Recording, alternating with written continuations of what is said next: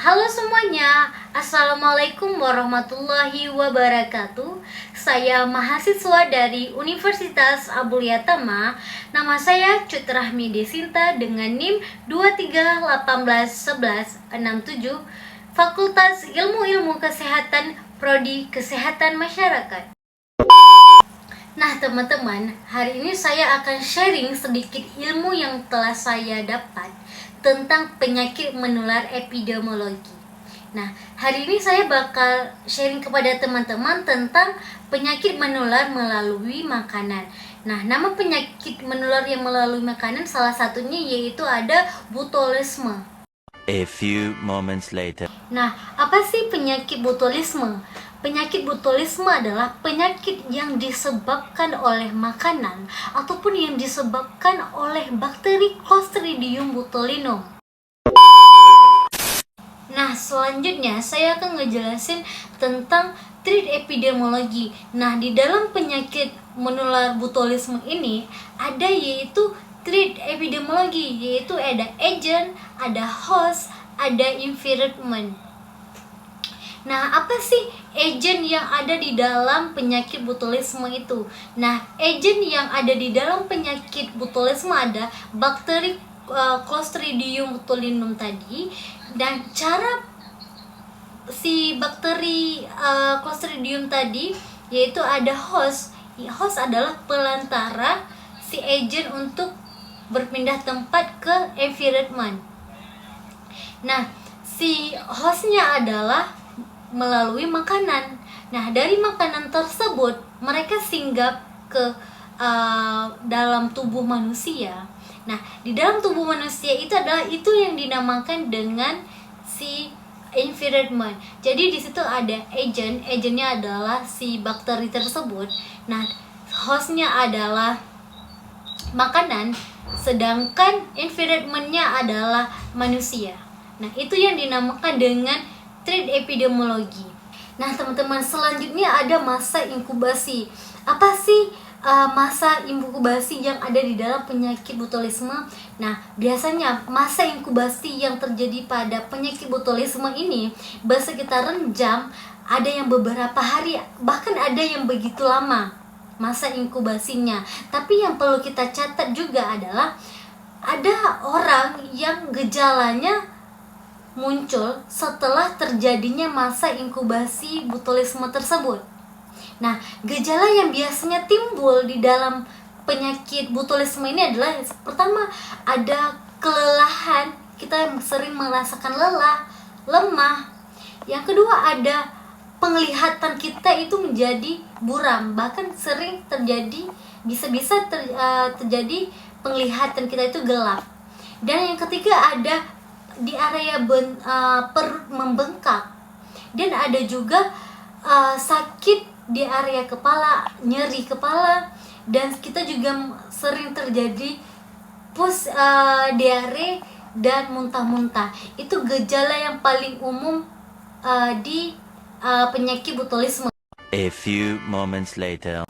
Nah, selanjutnya nih teman-teman, ada proses penularan penyakit botulisme. Bagaimana sih proses penularan penyakit botulisme tersebut? Nah, pertama saya akan ngasih contoh agar audiens bisa lebih memahami bagaimana proses penularannya. Nah, proses penularannya kita kasih contoh seperti makanan berkaleng, ikan sarden. Nah, ikan sarden. Ya, ikan sarden yang dibersihin, ikan yang sudah dibersihin, sudah dimasak dengan baik. Nah, selanjutnya dituangkan ke dalam si kaleng. Nah, di dalam kaleng tersebut, yang seperti mana kita ketahui, kaleng tersebut terbuat dari logam besi. Nah, besi itu lama-kelamaan dia bakal berkarat. Nah, karatan itulah yang membuat makanan yang awal di dalamnya itu sehat, bergizi, nah yang udah bergizi tersebut hilang karena si karatan yang ada di dalam kaleng tersebut. Nah, sedangkan di dalam kaleng tersebut itu kan udah ada ikan sarden ataupun yang lain, sudah bercampur dengan makanan kita yang ada di dalam tersebut. Kita memang tidak nampak bakteri tersebut. Karena kenapa? Bakteri tersebut tidak bisa dilihat dengan mata telanjang. Nah, bakteri itu bisa kita lihat dengan menggunakan mikroskop. Coba deh teman-teman ngambil ikan sarden terus uji lab, pasti itu bakal nampak loh bakteri-bakteri yang ada di ikan sarden.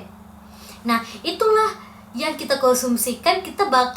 Bahkan kita cuman makan langsung, ataupun ada yang cuman masak bentar langsung kita makan, itu bakterinya tuh nggak bakalan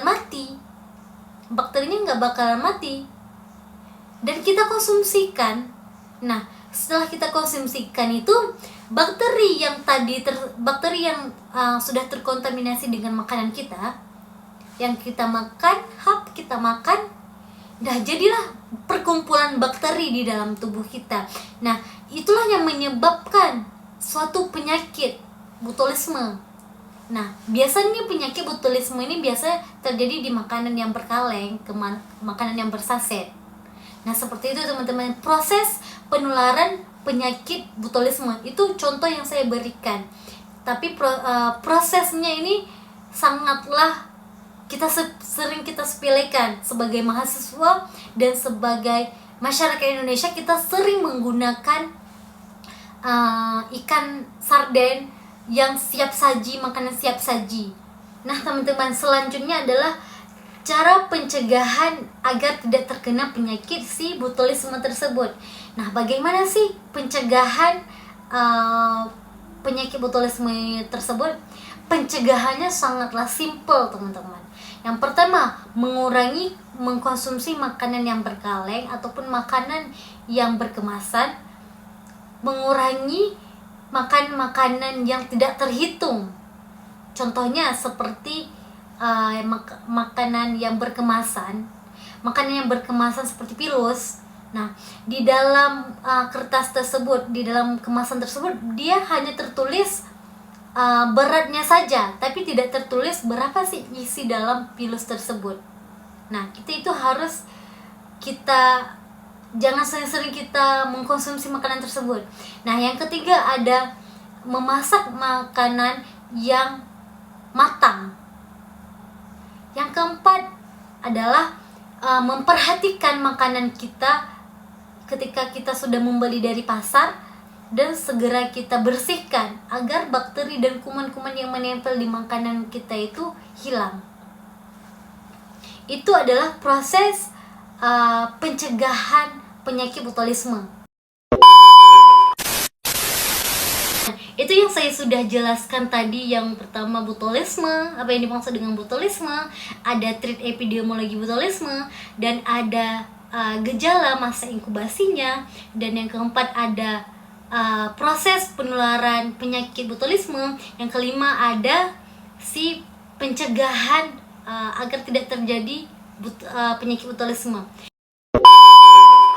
Nah, teman-teman, saran dari saya adalah kasihanilah tubuh Anda, sayangilah tubuh Anda, cintailah tubuh Anda. Karena kenapa? Jika tubuh Anda tidak sehat, Anda susah beraktivitas. Dan pengobatan itu bukanlah murah. Dan tidak semua penyakit itu bisa disembuhkan. Jadi, sebelum terkena penyakit tersebut, kita harus mencegahnya, memperhatikan lingkungan, memperhatikan mengkonsumsi makanan, dan lain-lainnya. Dan ketika Anda sudah terkena penyakit tersebut, jangan lupa langsung ke rumah sakit ataupun dokter yang bisa mengendangi penyakit Anda. Karena penyakit menular bisa mematikan. Tetapi ingat, penyakit menular juga bisa disembuhkan. Salam kesehatan. Teman-teman, cukup sekian materi yang saya sampaikan kepada teman-teman.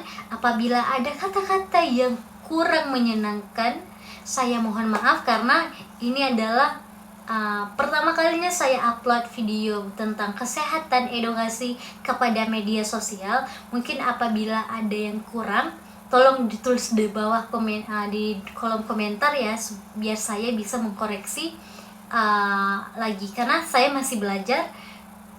Saya juga perlu bimbingan dari teman-teman semuanya. Pokoknya jangan lupa like, share, and subscribe. Oke, sekian, terima kasih. Salam kesehatan semuanya. Assalamualaikum warahmatullahi wabarakatuh.